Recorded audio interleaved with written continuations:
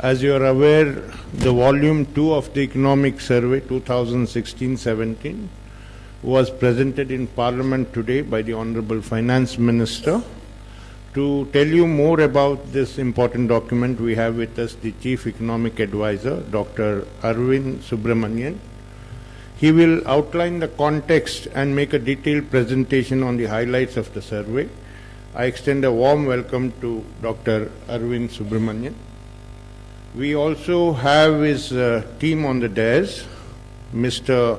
Sanjeev Sanyal, Principal Economic Advisor, Dr. H.A.C. Prasad, Senior Economic Advisor, Srimati Archana Mathur, Senior Economic Advisor, Srimati Rajashri Ray, Economic Advisor, Mr. Anthony Syriac, Advisor, Mr. Arun Kumar, Advisor. I extend a warm welcome to all of you. Friends, after the presentation, as usual, the floor is open for questions. Please follow the points of order. There are placards kept in front of you. You can raise your placards. I'll call out one by one. And also a gentle request, please keep your mobile phones on a switch off or silent mode.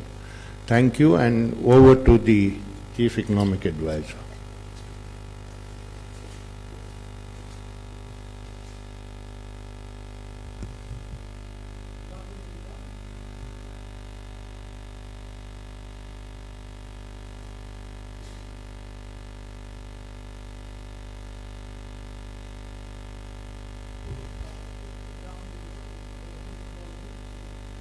Oh, I see. Now, is that better?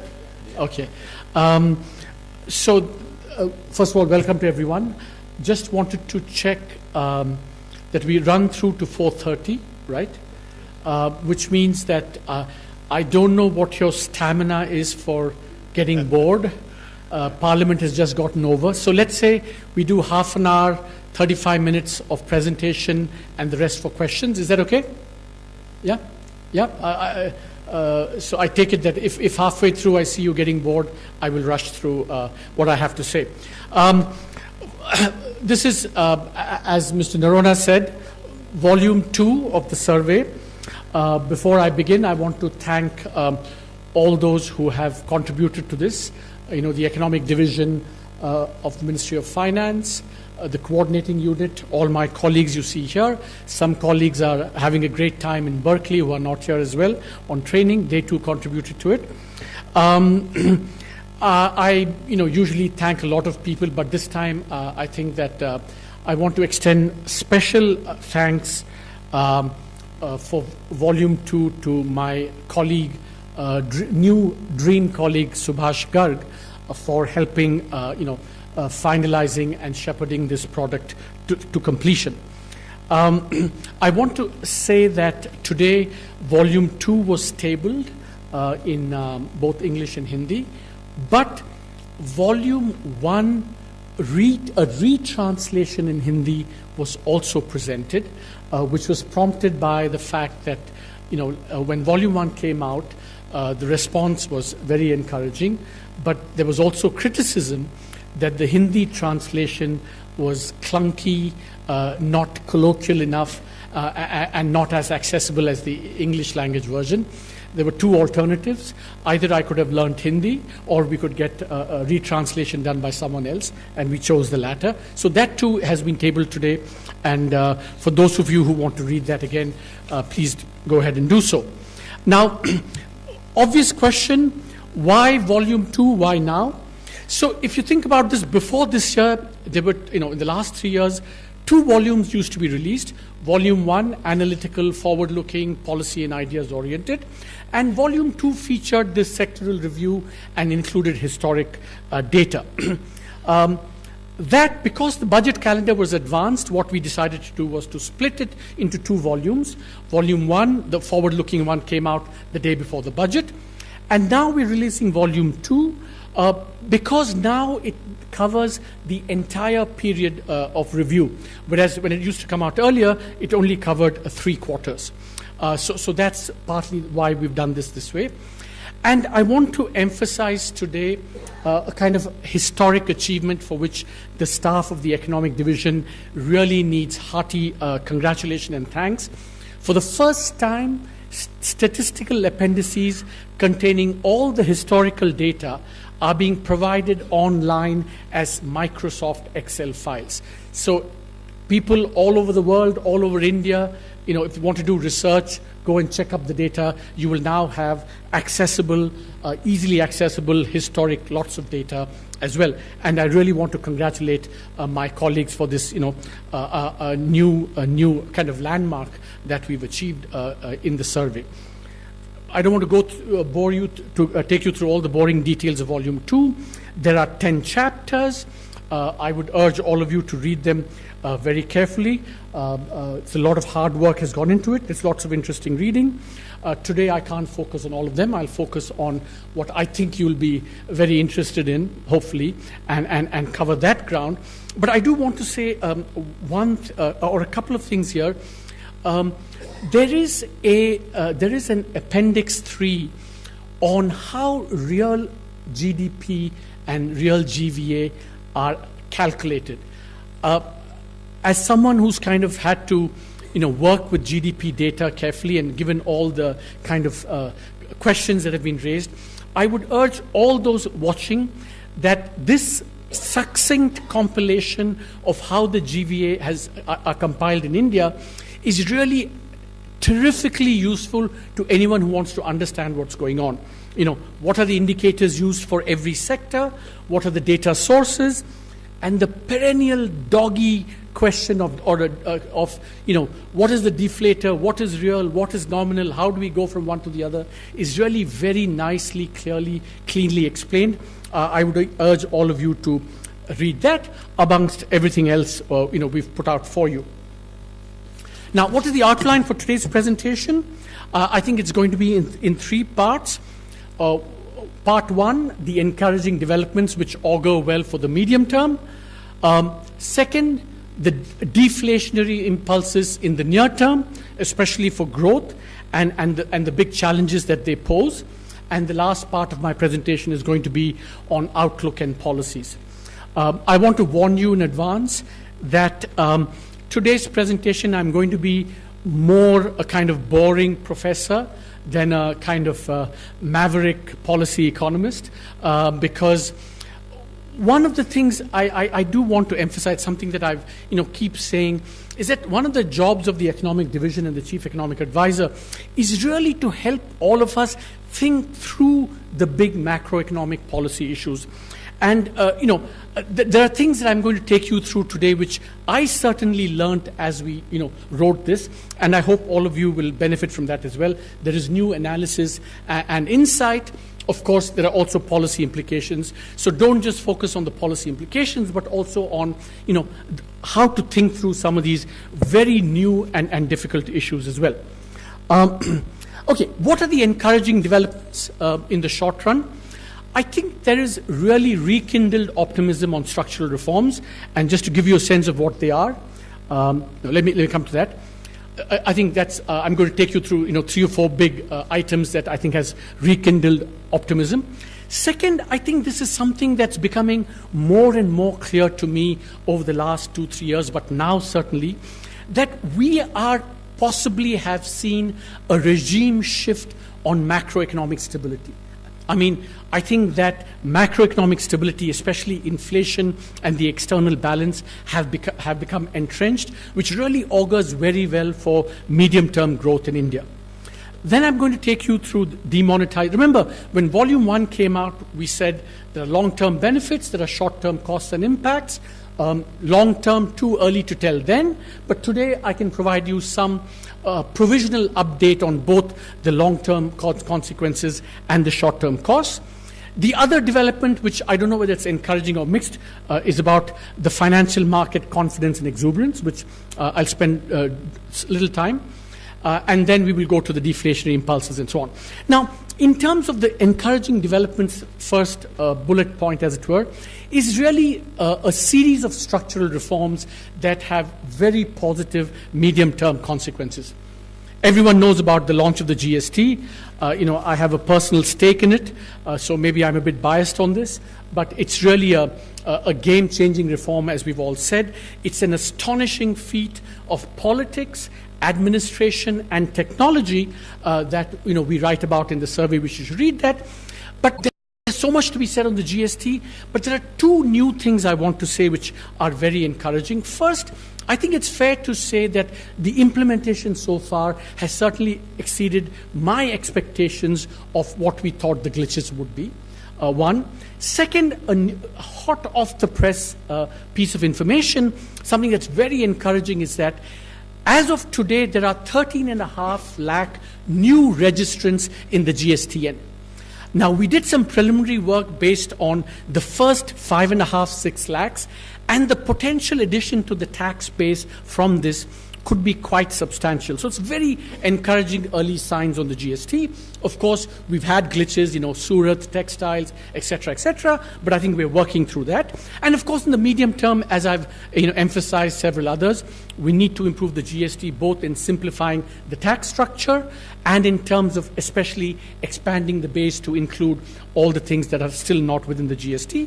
But I also think that the GST Council is kind of a remarkable institution for cooperative governance that we've set up, and I think that will take up these challenges. That's on the GST. We also had the in-principle decision to privatize Air India, further rationalization of the energy subsidies, and of course we've started initiating very important actions, government and RBI, to address the twin balance sheet challenge. The ordinance was passed, firms were identified to go to bankruptcy, and of course, recently the ordinance has been converted into a bill as well. So I think these are very encouraging structural, medium-term structural reforms. Now, the macroeconomic sweet spot that we find ourselves in, I think inflation and the external balance have become firmly entrenched. I look at this chart that my team have produced. You look at inflation over a 50-year period, and you really find something very interesting happening very recently. And in chapter 1 and in the inflation chapter, we discuss why this represents a regime shift. The oil market has changed fundamentally. Domestic agriculture is also beginning to change fundamentally in terms of volatility, and I think this bodes very well for macroeconomic inflation.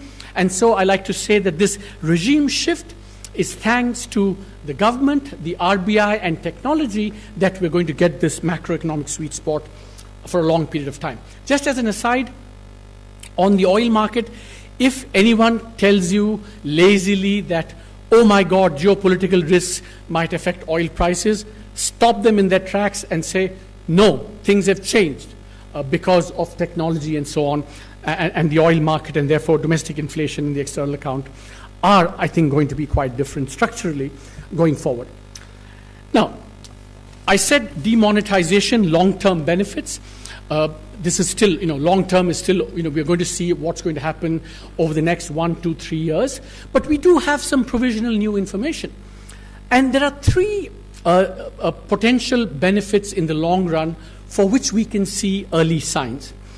Remember that in the volume 1 we said there are 3 or 4 metrics by which one can assess the long-term benefits of demonetization.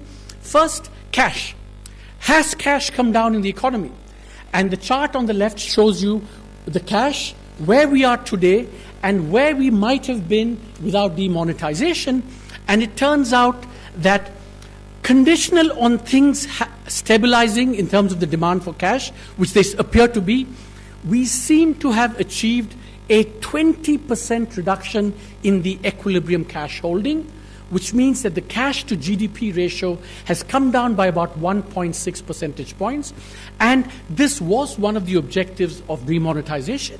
And it seems like, something quite substantial has been achieved.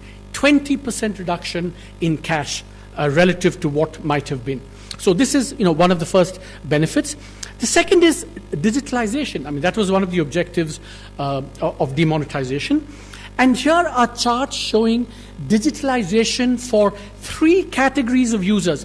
Remember, when all of you are journalists, I keep seeing pictures on digitalization before and after. Warning to you, do not trust any chart that aggregates all these digital transactions, because there's a lot of double counting and confusion going on. You have to disaggregate the digital data to look at what's happening to individual categories, what I call the digital haves, the digital have-nots, and the digital have-somes. All three categories, you see, what you find is that after demonetization, both the level and pace of digitalization are much higher than they were before demonetization, of course to varying extents, and you can see it whether it's the Aadhaar transaction, the BEAM, the Unified Payment Index, credit card usage, so on and so on. So I think this is also early evidence that digitalization has increased. Third, a lot of confusion about, are there more taxpayers because of demonetization? And there's all kinds of confusing information out there. So what we did, this is probably, I wouldn't say the most scientific, but the least unscientific number for increase in new taxpayers, the following, which is that what we did was we looked at how many new taxpayers filed in the post-demonetization period this year, i.e. November 8th to March 31, compared that with how much growth had occurred in previous years, and the difference we can kind of attribute to demonetization. It turns out that we can confidently say, or with some degree of confidence, that about 5.4 lakh additional taxpayers were added during that post-demonetization period, which might not have happened otherwise, which is actually quite a big number if you think about it. It represents about 1% of the entire taxpayers. It's also led to an increase in reported income. But the interesting thing is, which is why we must be careful, is that while the number of taxpayers has gone up, the reported taxable income has not gone up by as much, because many of these new filers, or most of them, are reporting a taxable income around the threshold. So whether this increase in taxpayers will in fact lead to more taxes remains to be seen. But it's still a very encouraging development. Now, in the survey volume 1, we had spoken about the short-term impact, and we said there's not enough data to measure the impact on the informal sector. Now, the first high-frequency chart tells you that basically we did see a growth deceleration beginning before demonetization, but that continued and maybe got intensified in the last 2 quarters of last year. So demonetization was associated with a deceleration of activity. We said in volume 1 that one way to look at this informal sector was to look at two-wheeler sales, which is what you see on the right-hand side top. And what that shows is, there was a decline after demonetization, but now it's catching up, and we're kind of almost back to where we were. So in this survey, we have very exciting new data and analysis on the impact on the informal sector reflected in the demand for Manrega work. And what you will find is that the patterns that we see are very similar to the patterns that we see on the scooter sales, i.e. there is an increase in the demand for Manrega as social insurance because of the impact of demonetization. That impact peaked between January and February, and in March basically we came back to where we were, just like the two-wheeler sales. So the short-term informal impact was felt, intensified, and then now has almost disappeared. So this is kind of exciting new data and analysis that kind of corroborates what we said in volume 1. Last development which I want to focus on before I turn to the deflationary impulses is that what we find is that, asset valuations in India have just taken off. Bond prices have gone up, reflected in lower GSEC rates, but the asset that's really taken off in value are stocks. Now, the Sensex has shot up, and critically one way of measuring this, price-earnings ratios are now really very, very high, well above historic average, and close to the levels seen in the 2007-8 period. So the question is that people are wondering what is going on. I just want to say a couple of things about this. First, this phenomenon of rising asset valuations, stock valuations, is being seen all over the world, all emerging markets, even advanced country markets. And clearly, global excess liquidity has something to do with it. So I think we should all kind of keep that in mind when we assess this. Therefore, I think these valuations should not be seen as signaling something very, important. This could just be temporary liquidity. And we know from all the history that when valuations reach such high levels, there is a tendency for them to revert back to normal levels. So I think we should be aware that this might happen and that asset valuations probably will adjust going forward. When and how, of course, nobody knows, because if you did, you wouldn't be chief economic advisor, you'd be investing in the markets. Now, second part of the presentation is the near-term outlook for inflation and growth, which I think we need to really spend a lot of time and be very aware of as policymakers. And I'm going to talk about it in the context of the outlook for inflation and growth. I don't need to take you to all the data. This is just a chart which shows that thanks to the efforts of the government, the RBI, and technology and the weather and all those things, we've substantially overachieved on inflation. For the last 10 months, our analysis, our estimates are that we have done better than whatever target we set ourselves by about 150 basis points on average for almost a year, for about 10 months. And this is true for headline inflation, and we're also doing very well on core inflation as well. Now, this is what has happened. What is the outlook? We list all the factors that will determine the inflation outlook going forward. The exchange rate has appreciated, which will reduce prices. The monsoon has been good, which will again reduce prices. But there are bottlenecks in fruits and vegetables, which might raise prices. The GST, I think, on balance, will reduce prices. Seventh pay commission the other way, etc., etc. And a crucial determinant, domestic determinant of inflation, is the output gap. Where is there slack in the economy or not? And that I'm going to come to. But if you put all of this together, our assessment is that end March inflation is going to be well within target, and average inflation for the year as a whole is going to be well below target. Even if we reach about just about 4% by end March, inflation for the year as a whole, which is the more important number, the average inflation for consumers, investors, households, that will be probably closer to the 3% mark than the 4% mark. And that's very important, when we talk about what the policy responses should be.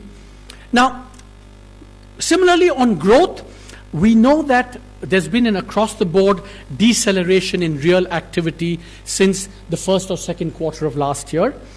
And I think it is quite telling that for the first time, many indicators which you see here, real credit growth, IIP manufacturing growth, investment, GVA, all point in the same direction of deceleration growth. The question now is, what is the outlook? Now, here I'm going to be a boring professor for 1 minute, because when we think about India's growth outlook in a kind of big picture sense, where we are, one perspective on this is what is called the twin balance sheet perspective. Now, this is a chart that shows credit to GDP for a number of countries that experienced a credit boom, growth boom, and then a credit collapse and a growth collapse. Carmen Reinhart and Ken Rogoff of Harvard have this famous book saying that after this credit bubbles, we have deleveraging and growth slows down for a long period of time. And then when the cleanup is over, then growth picks up again. Why I'm showing this chart is to point to where India is. And the surprising thing is that India, we've not deleveraged at all, barely deleveraged. So in terms of the Reinhart-Rogoff perspective, the twin balance sheet perspective, it is, I think, almost premature to say or to think that growth can rebound very quickly unless we do and clean up and do the deleveraging in the first place. So I think this twin balance sheet perspective, the fact that we've not deleveraged enough, is something that we have to keep in mind as we think about growth going forward. Now, I want to go through 3 or 4 of the key and new things that affect the growth outlook. Farm loan waivers, item number 1. I'm not going to say good, bad. I think the governor of the RBI made some very thoughtful remarks on what it does to credit culture and so on and so forth. I'm not going to talk about that. The essential point I want to make, an analytical new point, is that farm loan waivers are going to be deflationary, not inflationary. In this survey, we calculate what the likely magnitude can be. It depends upon a lot of assumptions that you make. It could be somewhere between 1.25 lakh crores and 2.7 lakh crores, depending upon how many states implement it. And it's going to be deflationary for the following simple reason and under one critical assumption. The critical assumption is that, as the finance minister has repeated, the center will not relax the fiscal borrowing limits of the states. If that is the case, then in order to accommodate the loan waiver, states will have to either cut expenditure or raise taxes, which will be deflationary. Now, this is not something I'm making up. Look at the UP budget. Go and look at the UP budget. Capital expenditure has been slashed by about 13%, if I'm not mistaken, to accommodate the loan waiver. That slashing of capital expenditure represents less demand, less growth. And it's because of the way the loan waiver interacts with the FRL limits that we're going to see this deflationary impact. We calculate that the impact on demand could be somewhere between 0.3, 0.4% and about 0.7% of GDP, which will be a drag on growth. We also estimate what the fiscal impact could be, which is about, again, similarly, depending upon which states do it, which states have limits. You should go and see the table there.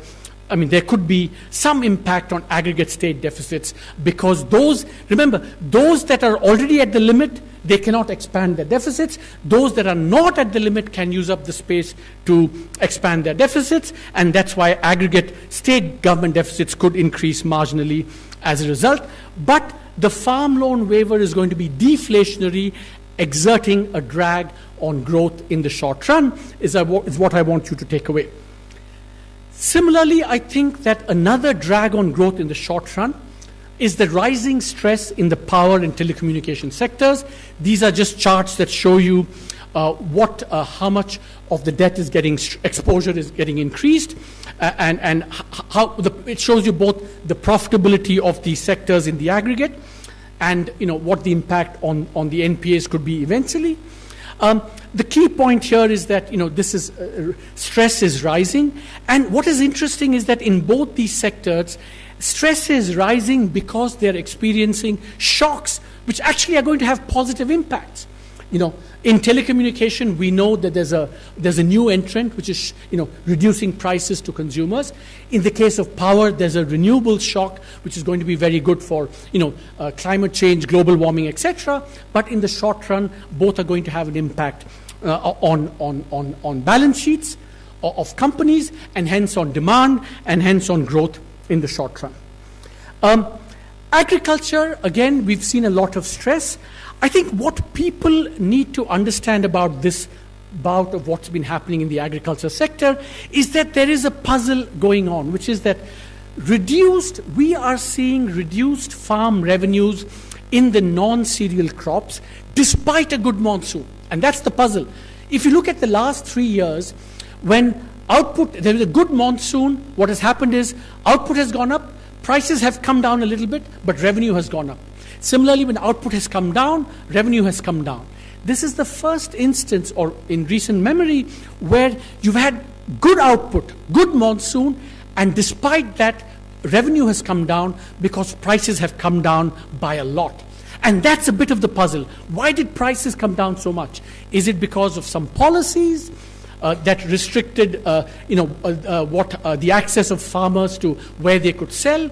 Is it because of weak demand? Is it because of inadequate credit and liquidity? I think these are the questions that we need to answer going forward. but I think that it's very unusual to have both reduced farm, increased output and reduced revenues, and that's again going to, impact demand in the short run. I don't want to take you through all this. I want to rush through this. The final deflationary impact, of course, is that, if you look at real interest rates and the exchange rate, real interest rates have been rising. They're high. The exchange rate, the real exchange rate has been appreciating. Competitiveness has been, has been affected. So both from the domestic side on monetary policy and the external side via the exchange rates, we are seeing a greater drag on growth. So how do I put all this together? To cut a long story short, the summary is that the balance of risks to the growth outlook has clearly shifted to the downside. I think one upside possibility is that more exports, because the world economy is recovering. To some extent, we had factored that in already into our February outlook. Maybe that could be surpassed. But on balance, the risk to growth has shifted to the downside. Therefore, the balance of probability has correspondingly shifted away from the upper end of the growth forecast that we'd made in February. So we're not changing the growth forecast, just saying that because of all these risks, it's less likely that we will see outcomes towards the upper end of the forecast. Now, monetary policy, I just want to provide you a technical assessment. I think, as I said, there's been a structural decline in inflation, and that's what creates the scope for lower rates. To the extent that these are temporary, as is being argued, then there's less scope. But on balance, I think there is scope because of these factors which I've outlined, the outlook and the structural decline. What we do in the survey is that we calculate what the neutral nominal rate should be based on the RBI's internal studies of neutral real rates, and we say that the simple calculation yields that those neutral rates should be somewhere between 5.25% and 5 and 7.5%.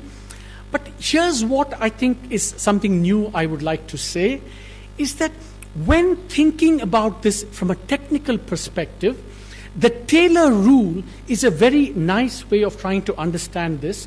Basically, there are two steps to seeing what technically should be the interest rate. One is you see what should be the neutral rate when, neutral equilibrium rate means that your inflation is close to target and the economy is close to potential. And that gives this 5.25%, 5 3/4. But what the Taylor rule says is that over and above that, you have to factor the economic cycle. If you are at a stage of the cycle where there is a lot of slack, then the actual rate should be below the neutral rate. If there is very little slack, you should be above the neutral rate. And given our assessment of where the economy is, which is, we are still below potential, capacity utilization is not as high as it should be. Therefore, technically speaking, interest rates should be below the neutral rate, so that if you then factor into where we are, it says that we have a scope for lower real interest rates. And this is the chart that shows that. A last point here, there is a lot of discussion about will it be effective, will it be ineffective. It is true that when you compare policy rate reductions with the base rate, the reductions in the base rate are not commensurate with reductions in the repo rate. But if you look at incremental lending based on MCLR, you find that, and go back to March 2014, you find that reductions in the lending rate of banks has been commensurate with reductions in the policy rate, and that's especially true for the private banks. So it is not, I think, totally accurate to say that reductions will not be passed through. There does seem to be passed through, especially for the private banks, and these reductions will affect all borrowers, including small and medium enterprises. So the bottom line is that there is scope, there is both need, because we are at a stage of the cycle where we have a lot of slack, and also that these things will be effective. That's what the data shows in terms of how much of these rate reductions have been passed on. I think the fiscal outlook, just 2 more minutes. Fiscal outlook, I think there are some downside risks. GST, uncertainty, growth outlook, spectrum receipts, 7th pay commission. Those are the downside risks. The upside risks are there as well. Compliance benefits from the GST, expansion in base from the GST, demonetization and the new taxpayers could provide upside risk. So, we'll have to see how fiscal, the deficit and revenues and expenditures evolve over time. And at some stage, it's possible that the magnitude and pace of fiscal consolidation relative to the commitments made may need to be assessed going forward. Last point on agriculture. I think that we tend to forget that over longer horizons, there is no necessary opposition between farmer interests and consumer interests. What I want to show you in this is that this table in the chart, especially the chart on the right, it's really amazing how how well farmers react to prices. If prices go down today, farmers plant less and supply goes down and prices go up, so that on balance, you don't really get any benefits from lower prices. So this chart shows that, lag production and the WPI very highly correlated. And if you look at the data on recent plantings, you find that pulses plantings have come down because prices last year were down as well in the last thing. Same is true for oilseeds as well. So I think this is a perspective that we need to keep in mind, that farmers respond to prices and that there's no necessary opposition in the long run between farmer and consumer interests, especially in non-tradable agricultural commodities like pulses, fruits and vegetables. I think that the challenge here is that we both need remunerative MSPs backed by effective procurement. This year there was a big increase in procurement in pulses by about 2 million tons, but there were lots of states and in commodities where not all the crop could be procured at MSP. So we need to both provide remunerative MSPs backed by effective procurement, but at the same time, we also need to ensure that prices that farmers receive are, healthy and robust, and we need to, look at policies that could actually prop up market prices, i.e. above MSPs, so that farmers can get a better realization of prices as well. And of course, as a general, a big thought I'd leave you with is that maybe it's also time to consider, given what's happened in the agricultural sector, whether direct support as opposed to indirect support can be more effective. So in conclusion, let me say that there are very favorable medium-term developments which I've outlined. The real challenge now is short-term growth and how we need to respond to that. And I think we need to bring to bear all the policy tools that we have to revive short-term growth. Thank you. Thank you, Dr. Arvind Subramanian ji. As said by you, it was not at all boring. I didn't see anybody yawning. It was all rapt attention. So let's start with Timsi, 299.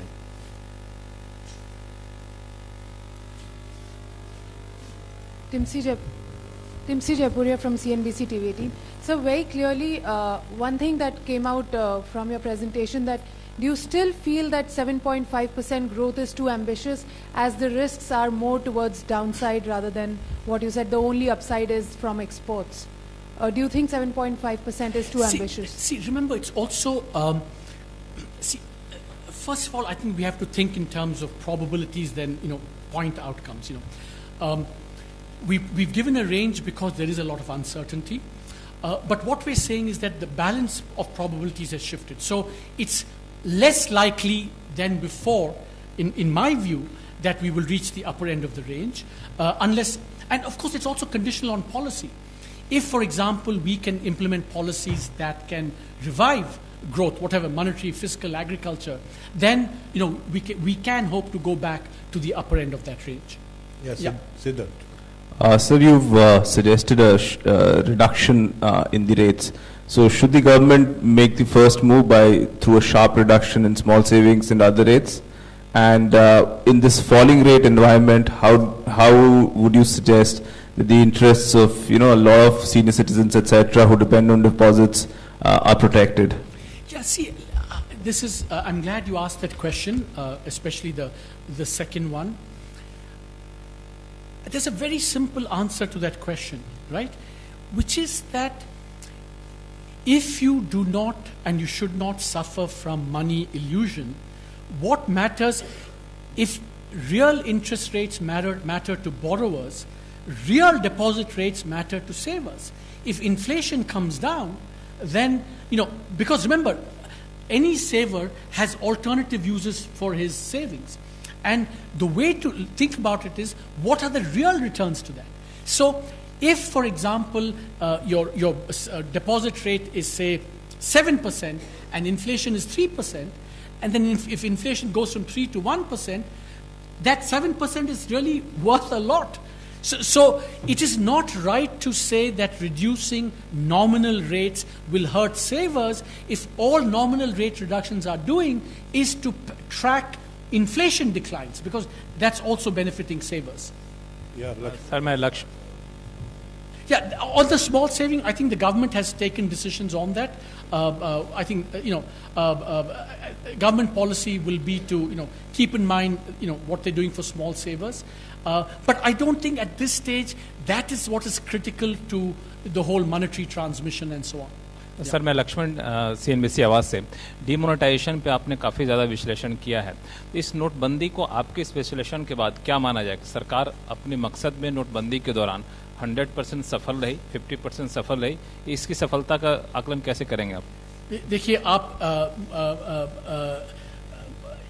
ऐसा है कि जब हम when we examine any of this, there is no one, ये 50 correct है कि 60 right है कि 100 करेक्ट है कि 0 करेक्ट है, because there are different impacts. देखा, आप कैश पे देखा, I mean, surprised me, 20% reduction in equilibrium cash. It was a big surprise, was the objective. Similarly, digitalization, जो taxpayer का मैंने data बताया था, that also came as a very pleasant surprise. But then on the other side, you also have the informal sector impact. So, I find it very both difficult to reduce it all to 100% success है कि 0% success है. Success भी है, cost भी थे, and they're all true. So I don't want to reduce it to any one number. Yeah. Sir, Sapna from CNBC. Just two quick Just speak into the mic, it is all right. Please feel free to join in. Yeah. Just two quick questions, sir. Yesterday even, you have said in your survey about possible uncertainty on the fiscal front in the current financial year, and you have listed out the reasons for that.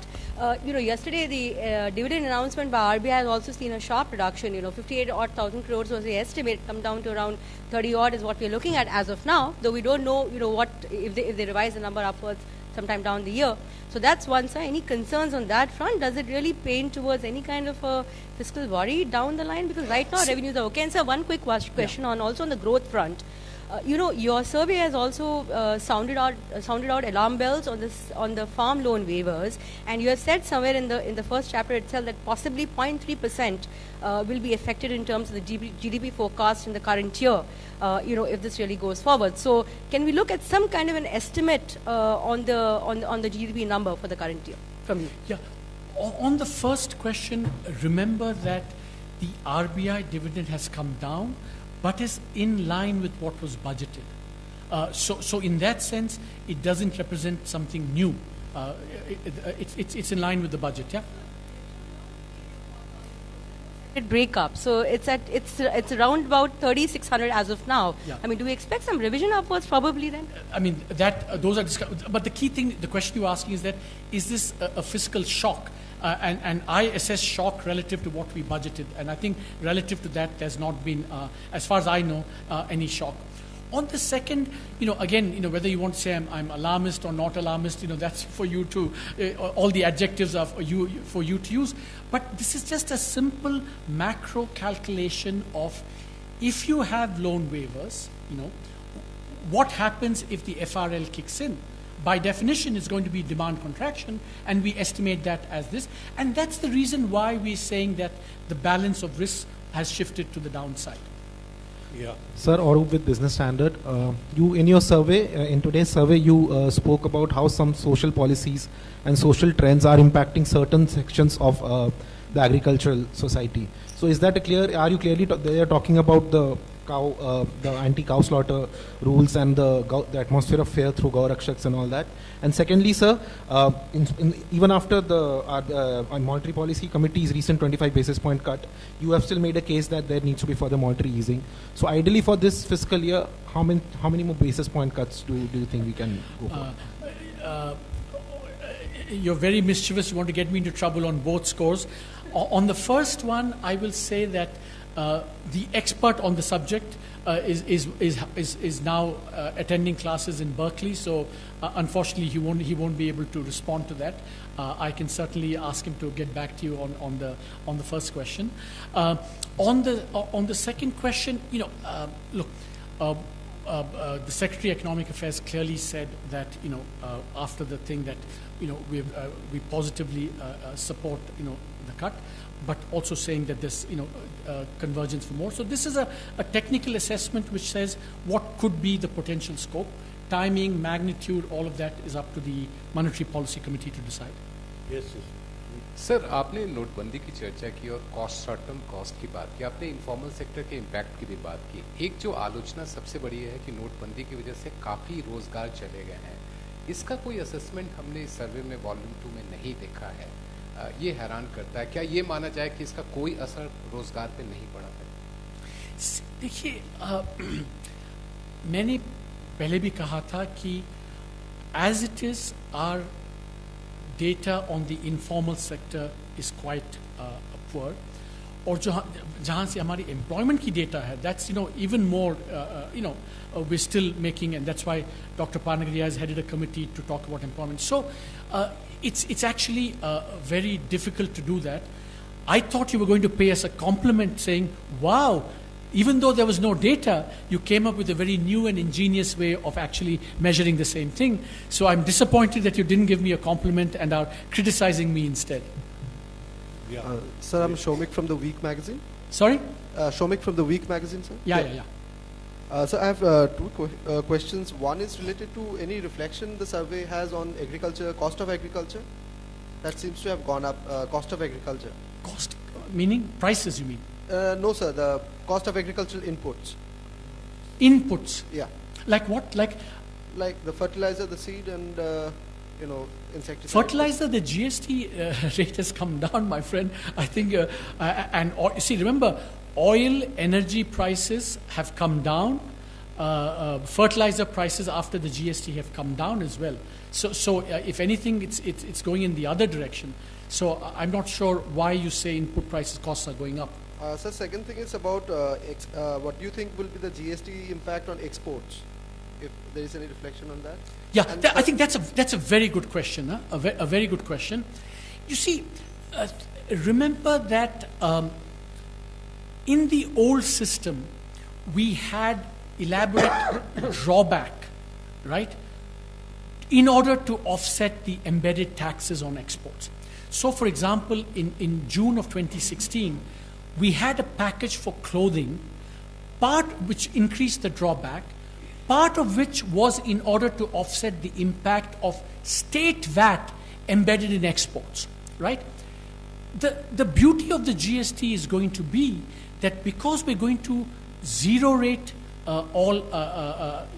zero rate exports, and because input credit will flow more freely, therefore my expectation is that the export regime is going to become less distorted in favor of more exports. So I think it's going to be an unambiguous positive from the GST regime. Yeah, please. Sir, this is Surbhi from the Hindu Business Line. Two quick questions, sir. Sir, in the survey you've spoken about key exclusions in GST relating to electricity and also about the low rate on gold. Do you think that it is possible to bring them into GST anytime soon? And secondly, survey has also been quite quiet on the issue of job creation in the economy, sir, because there's a small section on employment, sir. So what is your view on job creation? Are we seeing, like, is employment keeping pace with the entry into the labor market? Thank you. See, the first question was on the GST. See, remember, my views on this are very clear that, I mean, this is terrific first achievement, first step. But the two major challenges going forward will be the exclusions, which you mentioned, and also the structure of rates. I think that several people have said that there is nothing that prevents the GST Council going forward from tackling all of these. For example, land and real estate, there were serious discussions in the GST, and the finance minister himself said that this is something that we should and try and take up quite quickly. So my own view is that we need to let these things stabilize a little while. We can't keep making changes every day. We need to allow it to stabilize, see what the impacts are, and then start the process of improving the GST. And in the council, I've been witness to the council proceedings. We have just a remarkable institutions where good decisions are taken. States do rise above narrow state interests. So I am very hopeful that going forward, that the necessary changes in the GST can and over time will be made. Sir, the second question. Again, all of you who expressed disappointment, there's I almost detect, you deliberately didn't do this kind of thing. And I want to reassure you that just as you said about the informal sector, so about employment. Look, we don't, really have good, reliable, consistent series of data to be able to say, with some degree of confidence that, this went up or this came down. I am hopeful that once we really improve our employment data, I think we will be able to do those things much better. And remember that even low frequency employment data are need to be improved. High frequency employment data are really very difficult. It's really challenging to be able to say anything based on high frequency employment because we just don't have that at the moment, and to say anything with any degree of confidence. Sir, मेरा नाम मनीष है. Sir, इधर, this side. Yeah. Sir, मेरा सवाल ये कि जिस समय सर डीमोनेटाइजेशन का ऐलान किया गया, उस समय तमाम ये चर्चाएं हो रही थी कि सरकार को एक बड़े विंडफॉल जो है गेन इसके चलते मिलेगा. लेकिन कल जिस तरीके से आरबीआई की तरफ से आंकड़े आए, ये कहीं ना कहीं निराश करते हैं. देखिए, I think that मैं हिंदी में थोड़ा, इंग्लिश में, अंग्रेजी में थोड़ा बोलूँगा, ठीक है? You see, I think that when we think about the windfall from demonetization, I think that this windfall can manifest itself in different ways. मतलब तरह-तरह के windfall हो सकते हैं. One is कितने नोट आए या नहीं आए, that's one. Second is that जो आए, for example, if taxes go up as a result, or if we have new taxpayers, that also is a source of windfall. And certainly the data that I showed on new taxpayers is encouraging in that regard. But again, it's something that we will have to track over time. एक चीज I think we should all remember is that जो benefits हैं या costs हैं, all these will have to be assessed over time. आज का जो picture है वो कल बदल सकता है, परसों फिर बदल सकता है. So I think we have to assess this over time, and you have to keep in mind that windfall can happen or not happen. We don't know, in different ways. It's not just how much money did or did not come back, but also how much taxpayers taxes, how many new taxpayers there have been, what the digitalization has been, how much cash has come down. All these go into assessing what the windfall is. I'll come back to you. We'll go to this person here. Yeah. Hi, sir. Us from the Hindu. So I wanted to get a sense from you on the medium-term. Speak into the mic. Yeah. Medium-term economic framework that the finance ministry released yesterday. It talked about the need to review the effective revenue deficit targets going forward. And today you've said that the magnitude of commitments that you've talked about on fiscal consolidation front need to be reviewed. And obviously the overarching focus is on short-term growth being picked up. So are you in a way advocating greater pickup in public spending to prop up the economy? Look, two things. Anthony, you want to say something on the medium-term framework? No? I think medium-term frameworks are a very good planning and budgeting device. So I think it's great that we're moving in that direction. Now, the diagnosis is that there are short-term deflationary impulses. There are challenges.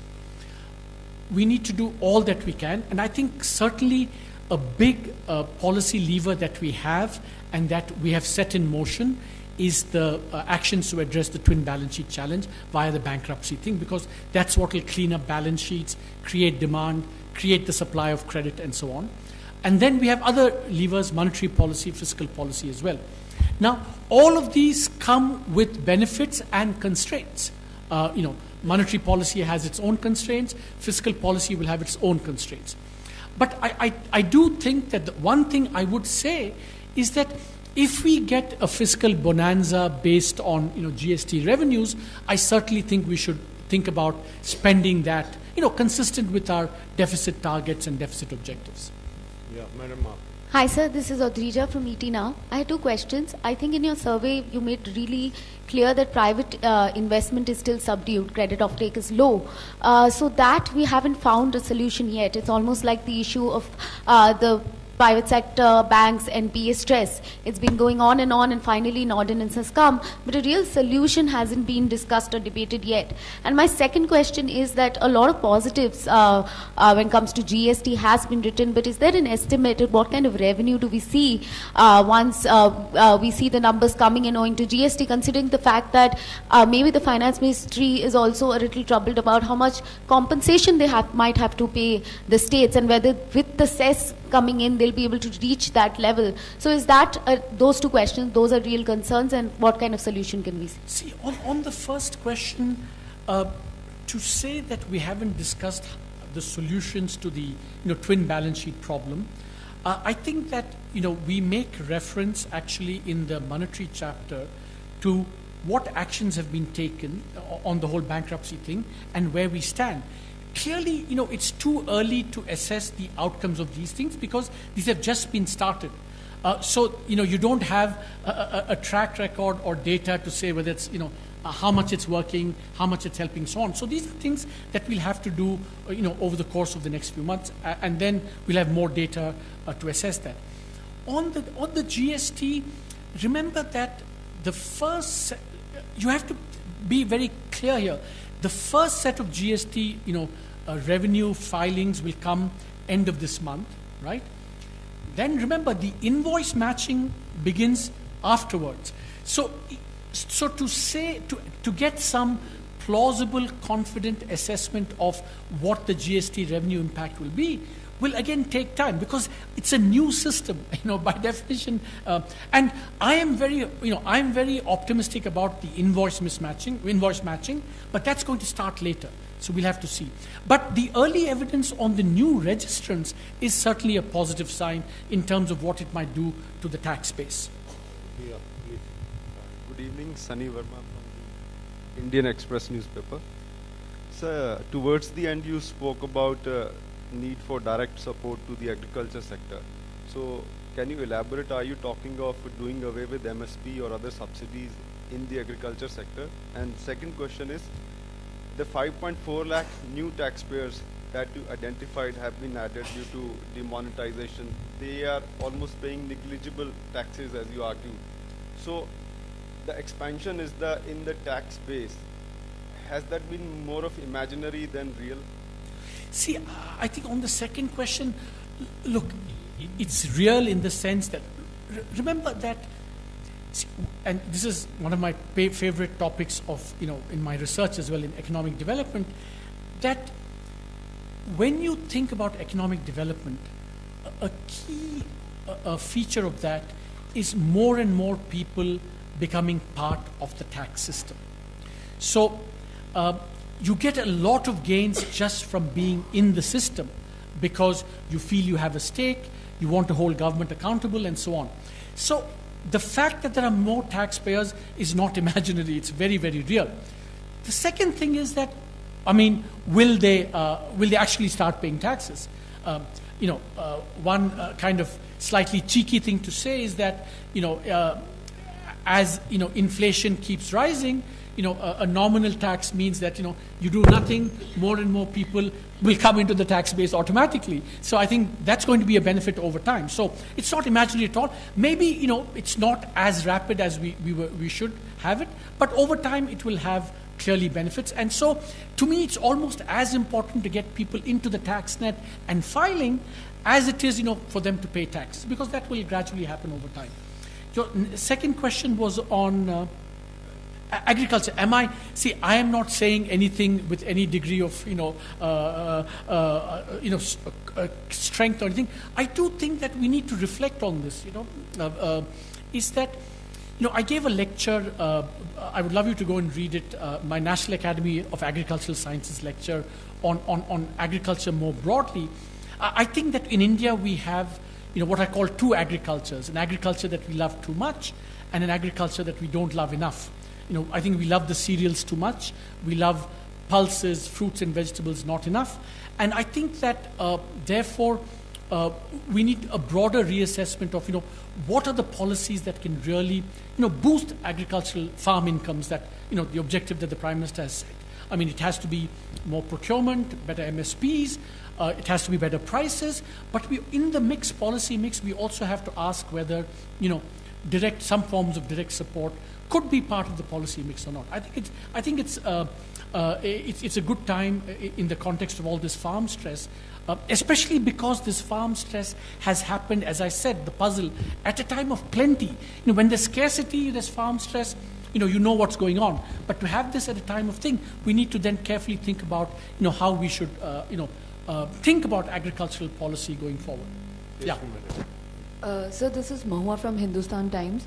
I just wanted to ask you, in the earlier economic survey, you had prescribed a very drastic step to address the NPA problem, setting up a bad bank. Now, nothing of that sort has happened. Of course, the government and RBI have taken a series of measures, but do you think that's going to solve the problem? And considering you have also said that, the power and the telecom sectors pose further problems in this entire picture. John Maynard Keynes famously said, when the facts change, I change my mind. What do you do, sir? I certainly think that, the steps taken are, very welcome. I think you have seen some very positive developments, 12 accounts, 11 already, I think the things have been entertained by the courts and so on. So I think we should give time for this to play out, because it is a very serious, bold initiative that both the government and the RBI have taken. At some point, I think we also may have to see how to accelerate, supplement all these things, and we have some discussion in the survey on that. But for the moment, I think some new and bold actions have been taken. We have to see how they play out before we can come to any conclusion about, should we do something else, or should we, whatever, was the earlier idea better or worse? So I think we should give some time for that. Sir, ये economic survey के page number 225. आप तो बहुत जल्दी पढ़ते हैं. नहीं, thank you. तो उसमें एक बड़ा ही नया आइडिया दिया गया है, ट्रांसपेरेंसी ऑफ रूल्स एक्ट, टोरा. तो वो आखिर क्या है, कि क्या इसके जरिए क्या हासिल करना चाहते हैं हम लोग? Sanjeev. Okay, the Transparency of Rules Act basically is an attempt to change in some ways the relationship between the average normal citizen and the state. All forms of governance are based on the citizen is expected to follow the rules.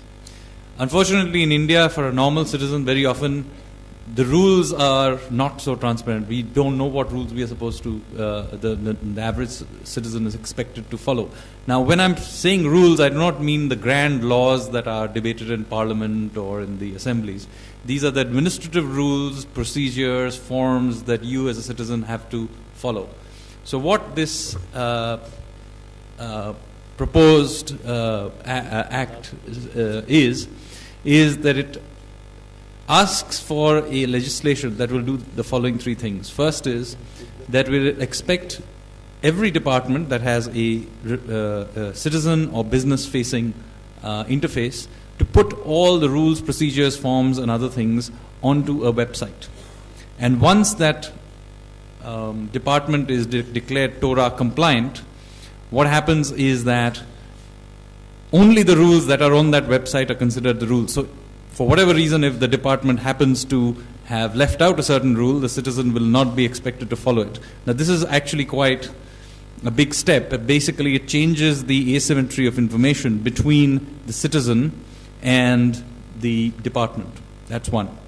Secondly, all rules, etc., will be presented in the form in which as a whole and not as a series of circulars. One of the reasons the rules in India are very, very confusing is because there may be some original rule and then there are series of circulars. So you have to really spend years going through all the circulars and actually then find out what the current state of play is. What we are saying, just like with Wikipedia, you can have the current state of laws as being the first thing you look at. And of course there is a history, there can be a history button and you just go through so that you know that on so-and-so day, at so-and-so time in the afternoon, what was the rules that the average citizen was supposed to follow. So that is the second element. And the third element which relates is that every time the rule is changed, there is a time that flashes at when that rule was changed. So in a sense, unless otherwise there's some reason to have some sort of retrospective rule, which will happen hopefully very rarely, the citizen will only be expected to follow the rule after it has been promulgated and the time is clearly given, so that there is no dispute about the point from which the citizen is expected to follow those rules. Basic idea overall is to change the asymmetry of information between the citizen and the state as far as what rules, when I say that, the administrative rules, the average citizen is expected to follow. So this is just a proposal up for public debate, and if people like it, we will do something about it. Yeah, last question. Last question. My question is for the Chief Economic Advisor. You mentioned that there were 5.4 lakh additional taxpayers, but they were filing returns around the IT threshold, right? Now, there's a view among tax experts that basically after demonetization, there were a lot of reports about Jan Dhan accounts being used to deposit black money and convert. Now, there's a view among tax experts now that these if these new IT returns are being filed at the IT threshold, it's basically to complete the loop and avoid suspicious kind of calls from the tax department. So the real test on whether this is an additional this thing will be next year if this sustains. So your view on that? No, I think that's a very good point. It's a very fair point. And that's what I meant by saying that, I do think that once you've come into the tax net, then of course, you have to be compliant. So, and that's why I think the benefits of that will become apparent over time. So there's huge value from just getting them into the tax net, even if this year you don't get a lot of money from them. Thank you. Thank you, Dr. Arvind Subramaniam ji, and all his team. I extend sincere thanks. And friends, thank you for being here. Please join us for tea on the 4th floor. Thank you. Thanks very much.